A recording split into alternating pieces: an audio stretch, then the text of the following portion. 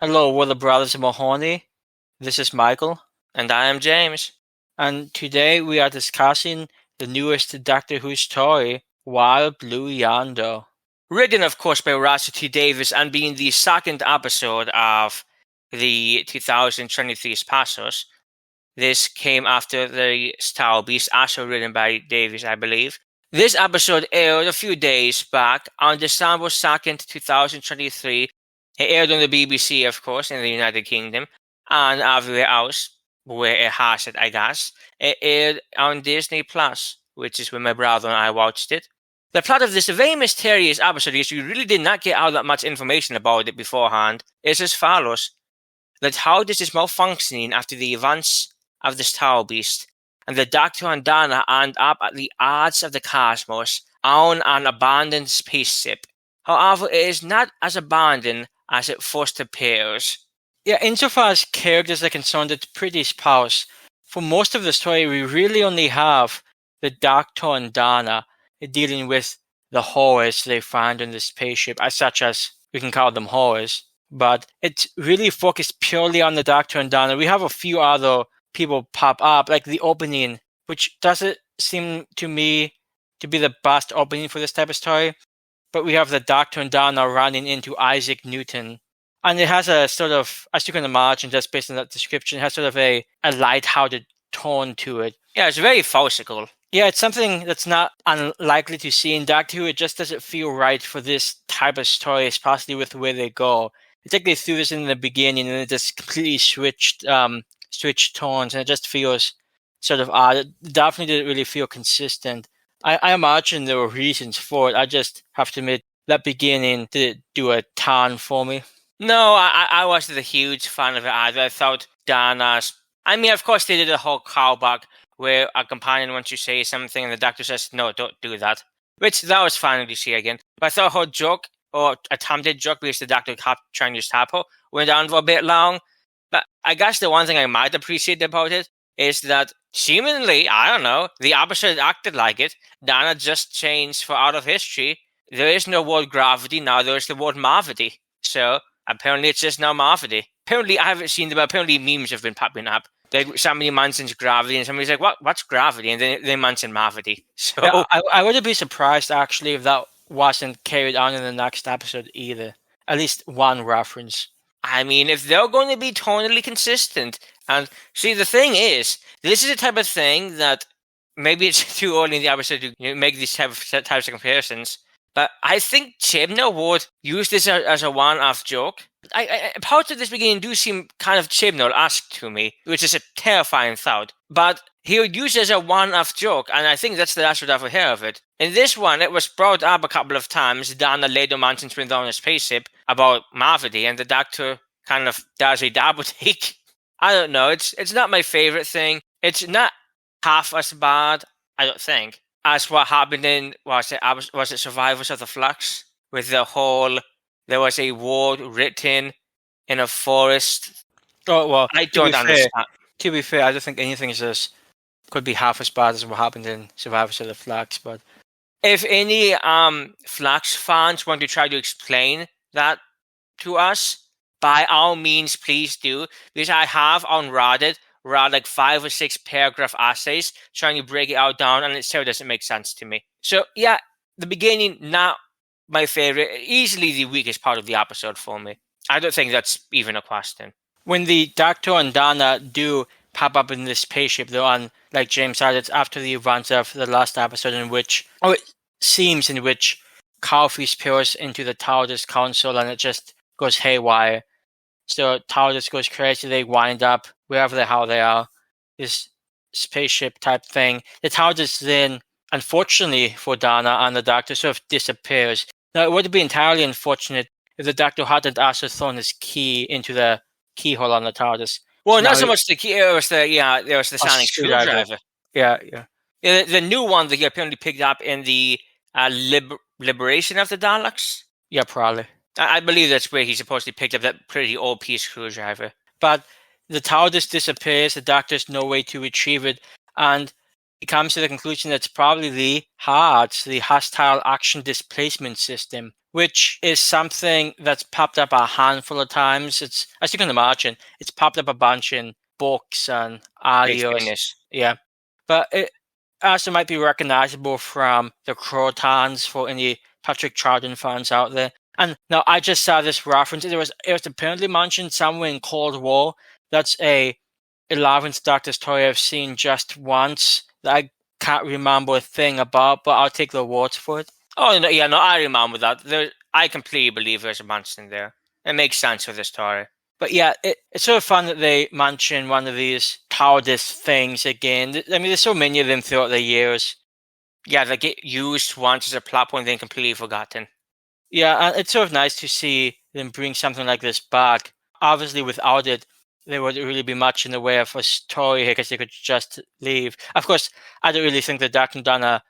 Well, actually, in this case, they probably would leave because I think, obviously, the Doctor showed that he really did want to investigate. But I do think just knowing that Donna has a family to get back to, he would be a little bit more conscientious and careful. Well, you would think so. It's sometimes hard to tell. You'd at least hope so. I mean, to be fair, this Doctor has enough differences from the normal Tennant Doctor, the 10th Doctor, that I could see this one actually doing that, I suppose, if given the choice. Yes, they did eventually walk back to the TARDIS instead of going off. The spaceship, though, did look pretty cool. I think it was, I have to imagine it was CGI. I don't think they built a spaceship on the far arches of the galaxy. Oh, no, they did. Hey, it's impressive the funding the BBC gets. But apparently. But I think it looks pretty cool. It's just this really, really long hallway type thing. Like, you can barely see, well, you can't see the end of it. It's just an exceptionally long hallway. It's a simple setting. It's nothing like complex, but it looks good. Yeah, throughout the entire episode, whenever they were in the hallway, I couldn't help but say it just looks really damn good. The effects looked absolutely incredible for the spaceship. It kind of blew me away. There was a voice over the intercom, some automatic thing, that was saying these words, and then the ship would switch up a bit inside. It doesn't seem to really be changing much, but it was doing something apparently. And yeah, just every time that happened, it just looked really good. It reminded me a bit of Cube, actually. Hypercube, mostly, but still. Which is probably the last of the cubes, but nonetheless. Yeah, if there are any Cube fans out there, and to be fair, the first Cube is it's like Event Horizon. I'm surprised by how many people know Cube, but it's a pretty popular movie. A lot of people know about it. There were 2 sequels, both of varying quality. And I can certainly see the resemblance to Hypercube, which is the second of the 3 movies. Oh, also, there's a remake that nobody remembers, but it's not what we're here for. I didn't even remember it, so... There you are.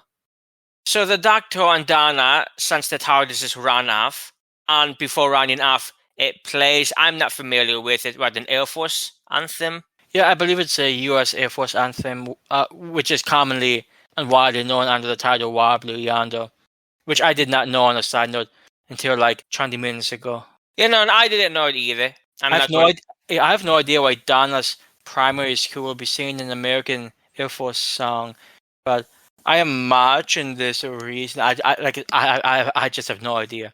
No, I'm not sure either, but I don't know. I'm assuming there's some reason. Absolutely none can come to mind for me. But yeah, so it plays the song. It goes and starts repairing itself. And I did like it before the Doctor and Donna go explore. They did have a bit of an emotional argument because Donna, of course, feels like she's once again stuck in a place where her life is in danger. Now she has a family to get back to that she actually wants to get back to, not like Sylvia in season 4, where maybe she would have preferred to have died then go back to her. That might be unfair, but I'm not sure how untrue it is. But now she has a daughter, and now she has a husband. So the Doctor and Donna have a pretty emotional argument. With this Doctor is a lot better at displaying his emotions than some previous Doctors have been. And the Doctor, in a scene that I really could connect with, I've been in emotional arguments before. The Doctor touts the whole, oh, well, you're the one who spilled coffee on the TARDIS dashboard. Yes, that's what you do in a lot of arguments when it gets to that point. You're just going back and forth, like throwing out things the other person did wrong. Where the Doctor to his great credit, stops himself from even going back there, turns around, takes a deep breath, and just gets to promising Donna that he will get her out of there. So I thought that was just a nice little touching scene. They didn't really need to have in there, but it really does add to the fact that they are characters who both have their own goals and desires. And I just liked it. To be fair, maybe they even did need a strong word, but given that this is primarily just the two of them pulling away for the whole episode, you sort of do need more in it. So throwing in, and there's a bunch of this throughout the episode, but throwing in arguments and emotions and sort of delving into introspective thoughts, you would sort of, I mean, there's not much they could do if you only have two characters in an episode. So I'm not surprised they went that type of direction. That is certainly true, admittedly. But nonetheless, it was still nice to see characters acting like actual characters. But after this event, they go explore the spaceship. Because, of course, it was a hostile oxygen displacement system that went off, which by its very name implies hostiles on board. So, it would behoove the Doctor and Donna to figure out where or what those hostiles are. And a lot of this episode was a building mystery on what was going on the ship, because it seems abandoned. It is just the Doctor and Donna, as Michael said previously. There is no one seemingly on the ship. The Doctor, in about, 10 seconds, deciphers the base code of the ship's computer so he can start reading the language, which is impressive. And he also says there's no life forms on the ship. Which actually, I have to admit, I thought it was going at a place where Donna would say no life forms, but real life forms, and then something strange happened. But alas, it didn't go that route. I'm sure he was just discounting those two. Unfortunately for them, there might have been some type of life form, though. Well, or perhaps not. Yeah, the not life form are the aptly named. I'm assuming it was the Doctor who named them. I don't know. But the not things, because as the description of the episode said, the Doctor and Donna are at the very edge of the universe. They are literally looking out of the windows of the spaceship.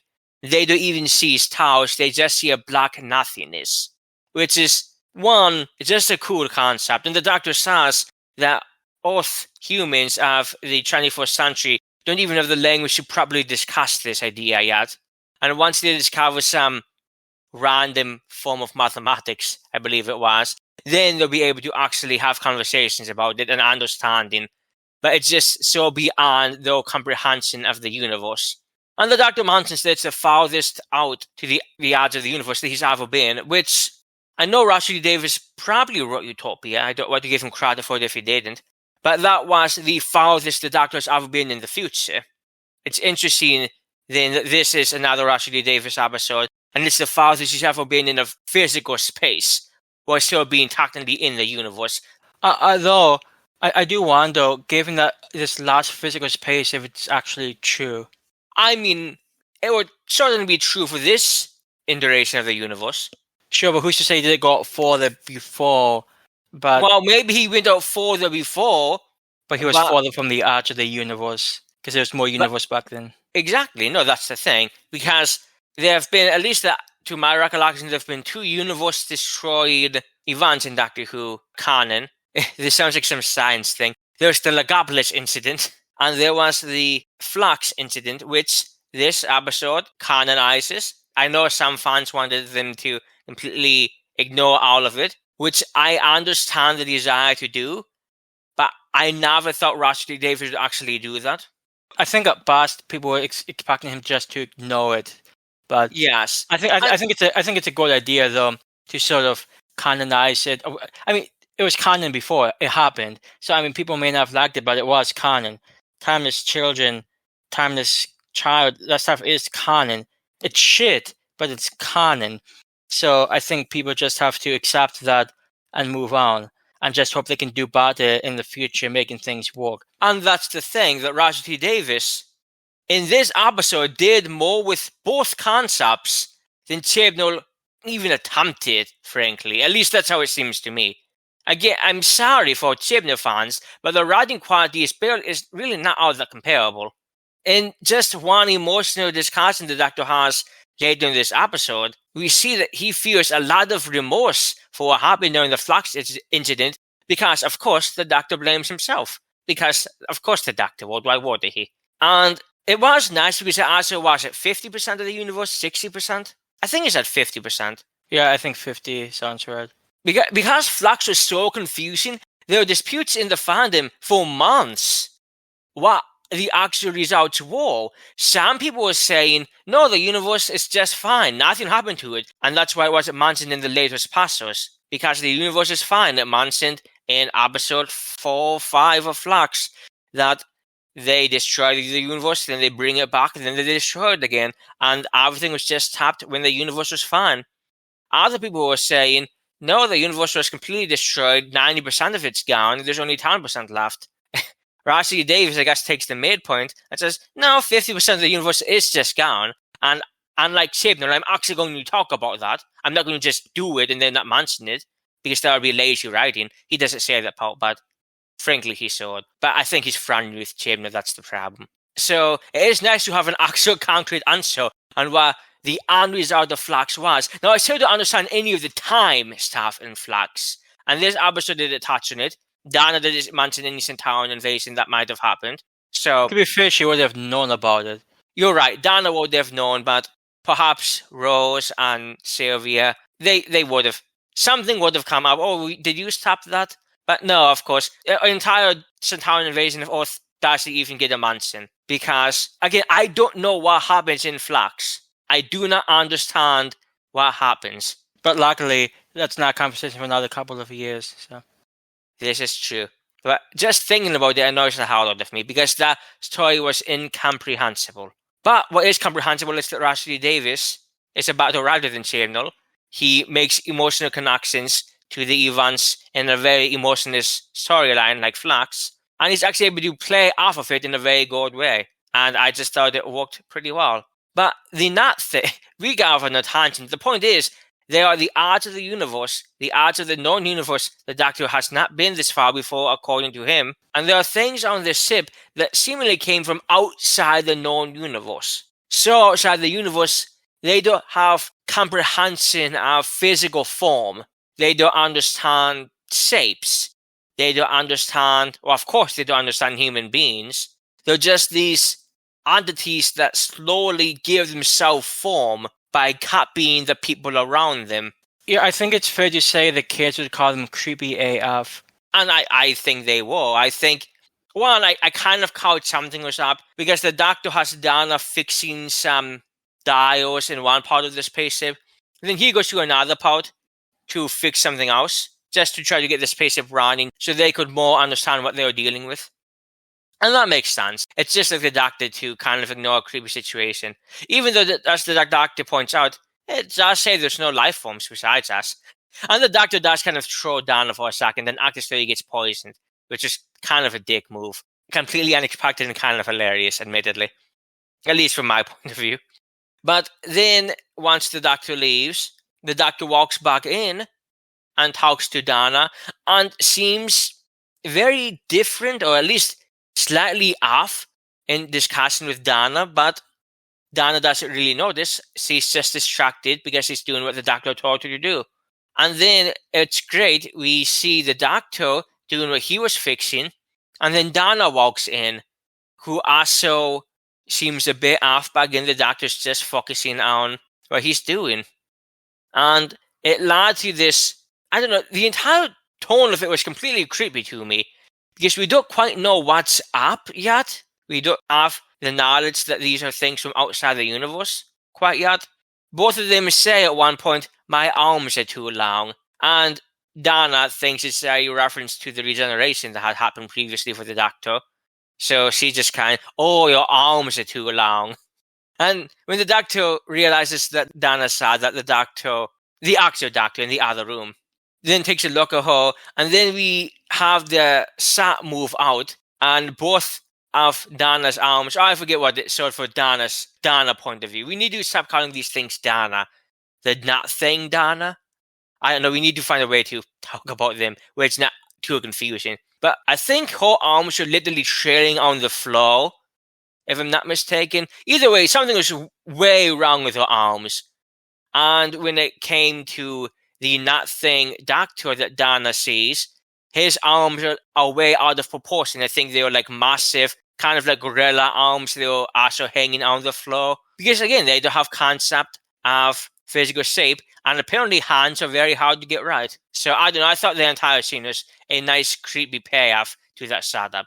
And I know there was some critique about some of the special effects and CGI in this episode. Some people found it sort of creepy and unsettling, others found it sort of silly and sort of took them out of the experience. To be honest, I can sort of see both points. I sort of wish some of the special effects weren't as... I don't even know what the right word is, but I can see why some people would think, oh, hey, that looks a bit ridiculous, or they could have done maybe something a little better. But I think that's one of the more divisive elements of the story. Yeah, I don't know. For me, it didn't bother me much at all. The only thing that looked really bad, and I think it's the scene everybody's thinking about, is with the not doctor, who I believe for the record, this scene was by a contortionist, but they did CGI David Tennant's face onto the contortionist's face. Had his head kind of in between his legs in this inhuman posture, because of course these things don't need to be confined to the way humans can actually move. They're more than that. And I'm not inserting contortionists, I'm sure they're human. And it just looked really bad the way it was done. But on the other hand, most of the CGI, honestly, I barely noticed it during the episode, because when a story to me is engrossing, I don't pay attention to things like CGI. That's part of why I have enjoyed a lot of what I've seen of the classic Doctor Who series, because the effects aren't always great, but that never matters to me. What matters to me is the story, and if the story can stand on its own. I guess I understand why fans are complaining, but this is, at worst, it's just going back to season 1 of the revival. There's a lot of if-you're-looking things there, and that worked just fine. That's still going on today. So to those fans, I'd say deal with it. To be nice. I don't know. It didn't bother me in the slightest. I do think something could be said that back in Classic Who, it sort of makes sense that there'll be not great special effects given that the budget the show had. But if it's being on Disney Plus, you sort of... I can see why some people might expect a bit more than just potentially cheap-looking CGI. Now, I'm not defining the point of view. I can just understand where these people are coming from. Like, it's not like it's a low-budget show anymore. That's true, but it's also obviously not low budget. Like we just said, the spaceship looked absolutely gorgeous every time the interiors appeared on screen. So I think all the people who were hyped about the Disney money, or on the opposite end worried about the Disney money, kind of put themselves into a position where they had to act like this. Because I never thought the money would affect it all that much. I figured Doctor Who's going to be back. It's going to have some more money to mess around with. But I was expecting everything to look amazing. I was just expecting Doctor Who to be back, written by a good writer. So yeah, I will say the one thing I'm disappointed with insofar as the Disney money is concerned, despite Disney being behind it, they couldn't get the clout to release Beep the Meep plushies, and that's what I was waiting for. That is, of course, most disappointing. But we will probably be able to survive without them. Yeah, I think another sort of divisive aspect of this story was just, it sort of came from the mysterious nature of the plot, how we didn't know much going in. And I have no idea if much of this leaked beforehand. People had all types of suspicions about what we might see. And I think James might know more about that than I would. But because they had all these suspicions, they sort of hyped themselves up over what they were expecting. And when that didn't happen, they're like, oh, hey, this is awful, brah. Yeah, some people consider this one of the best Doctor Who episodes in 5 years, and frankly, I'm one of them. It's not like a Chibnall episode competes, so 5 years sounds about right. Honestly, maybe even longer, because I need to figure, I guess, how bond. But either way, there's not like a lot of Capaldi's time was greatly written either, but I digress. Others think it was middling at best because of these expectations they had. Partly the CGI, as we had talked about, and just the expectations. Oh, Susan's going to come back. The actress who played Susan made a comment on Twitter saying something that, oh, maybe implies she's coming back. And it's a lot of reading into this stuff, and I don't do any of this. I'm not somebody on Doctor Who Twitter every day who reads what cast members say and gets myself hyped up. But I don't believe in hype, period, in anything. Certainly not in something I like. I just find it on the whole to not be helpful. I find it to, in a lot of ways, create toxic environments, especially for the released product, because you get expectations, and even if something's good, I know that always comes down to opinion, but nonetheless, when you hype something up and something doesn't happen, you are more likely to be disappointed. That's the entire nature of it. So when this episode featured no guest star returns of classic Who companions, it didn't feature Susan, it didn't feature Mal, it didn't feature any of the names who people had said, oh, they're coming back. Then people got disappointed. I don't know whose fault it was, but the entire reason the episode plot was mysterious is because the entire nature of the plot, unless Russell T Davies wanted to spoil the existence of the antagonist, you can't talk about it. It literally had the entire episode just two actors playing technically four different characters. And unless you're going to reveal that, then there's not much you can do but be coy about it. Not make coy, sadly. But I'm sorry for the people who are disappointed, but I'll just say avoid hype. I don't know. I think it's also just the nature of fandoms in general. One thing gets spread around and other people are like, hey, I like the idea, let's hope it's going for that. And yeah, I'm actually not one of those Doctor Who Twitter people who gets on every day, which given that we have a podcast is probably not a good thing. But, yeah, no, that's something we need to work on. But it's just all these rumors and talking behind the scenes, what's going to be going on. One, I sort of like the surprise. I sort of like not knowing. But it also just seems counterproductive, like James said, just getting yourself potentially over excited about what might be happening. I just think it does any good. Yeah, no, it's perfectly okay to get excited for an upcoming episode, of course. But just don't overhype what's coming up. I mean, I was excited for Russell T Davies to come back, but I didn't think that he was going to be writing perfect stories with absolutely no flaws. I'd seen Russell T Davies' previous era. I knew on the whole what kind of writer would be getting back. So, I don't know, I'll just say be excited, but be reasonably excited. Try not to read up on all of these completely unconformed ideas of who's coming back and who's not, and taking it as something that's just destined to happen, because that's just a setup to you being disappointed. And I think that's unfair, because I don't think that's a way that you should feel. You should enjoy what you're experiencing or not. If it's not a good episode, then of course you aren't supposed to enjoy it. But I would say take the episode for what it is, not what somebody on Twitter said it could have been. I don't know if that makes any sense, but I don't know, don't hype things. Frankly. To be fair though, we did get one returning character in this episode. We did, no. And I was surprised too, because both James and I thought this would have happened later. But James, take her away on. It's going to be a bumpy ride. We got at the very end the return of Bernard Cribbins, who plays, of course, Donna's grandfather, Wilfred Mott. The actor, of course, died last year.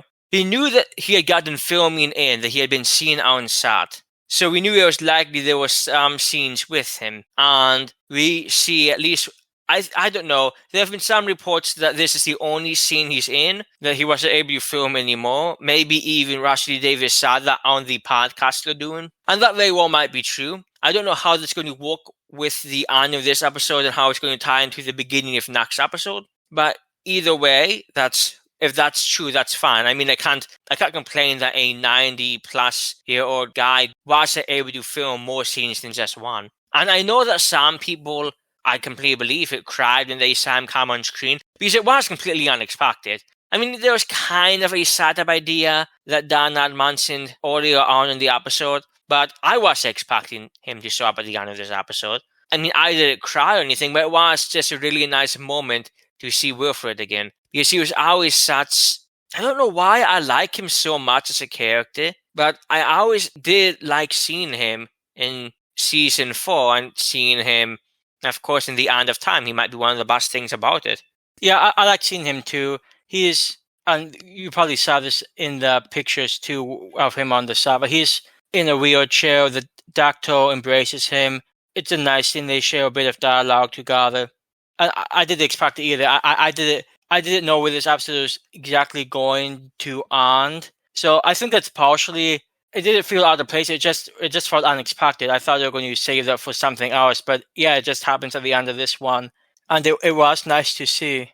Yeah, speaking of not knowing where episodes are going, not to leave the Wilfred point, it was really nice to see his final acting role. I'm happy that he was able to appear. And of course, the episode was, if you skip past the credits, it was dedicated to him, which makes complete sense. Which is one of the first things that made me think maybe this was the only scene they were able to get, because it'd be strange for this to be dedicated to him and not the next one.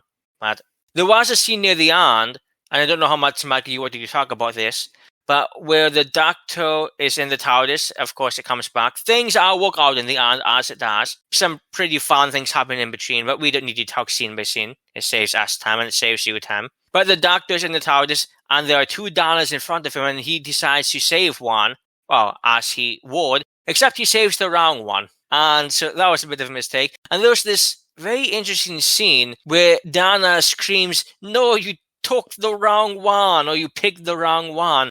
And then there's an explosion, and it's slowly coming towards her, and she's just shutting her eyes and facing her death with dignity, because at that point there's nothing she can do. But then the TARDIS comes back and picks her up once the Doctor realizes there's something seriously wrong with the Donna he picked.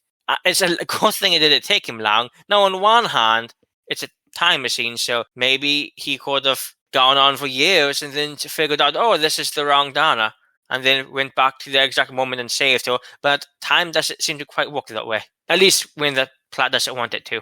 But I don't know, I thought there could have been a cool idea, and maybe it would have been too similar to how Bunt Half and Sant, where Donna dies, and then, spoilers.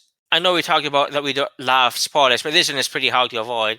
The Toymaker is coming back, so I was thinking something akin to the idea of Donna dies, but then the Toymaker in the next episode gives the Doctor a choice.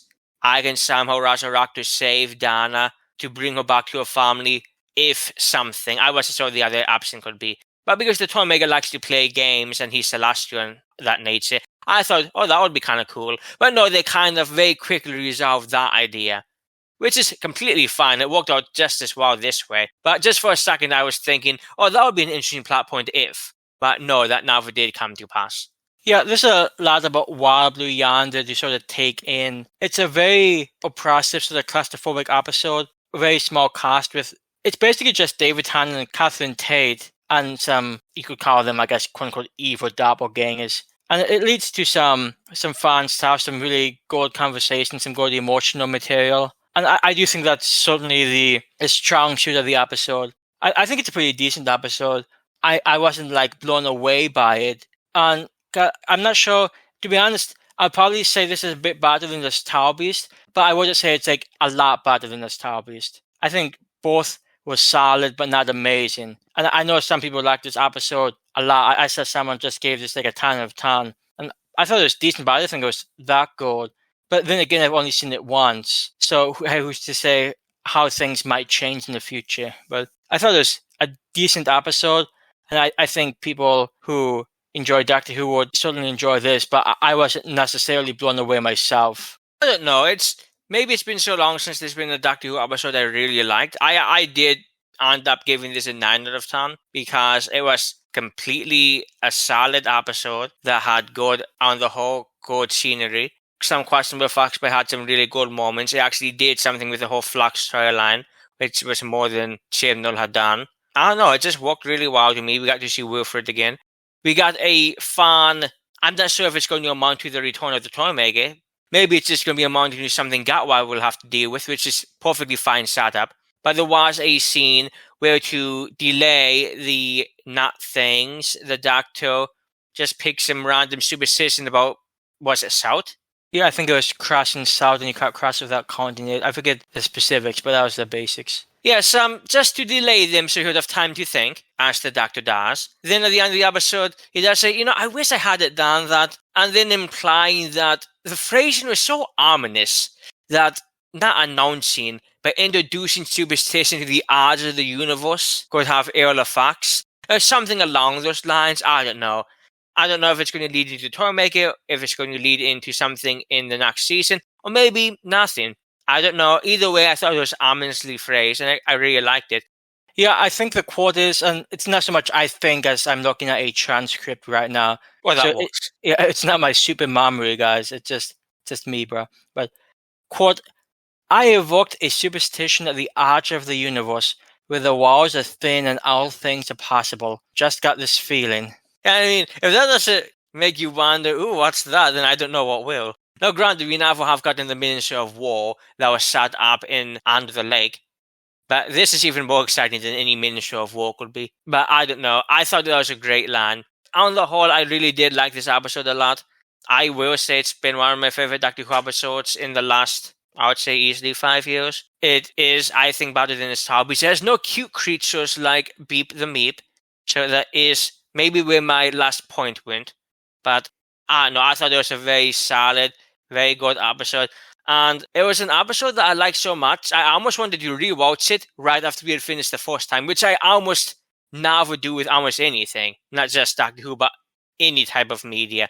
I usually don't do that. I almost wanted to do it with this one, just because I did like it that much and I found it so interesting in concept. Yeah, I think it was a very good story and I am quite happy with it. And those are the words of James. Yeah, so naturally, let us know what you thought about this one. I think it's gotten generally pretty positive reception, but I know those who didn't care for it as much have also been making their opinions made. So let us know what you thought about this one, either here on Twitter. Naturally, we have a Twitter at Brothers Mahoney if you want to follow us. Yeah, that has been Wild Blue Yonder. As always, this has been the Brothers Mahoney.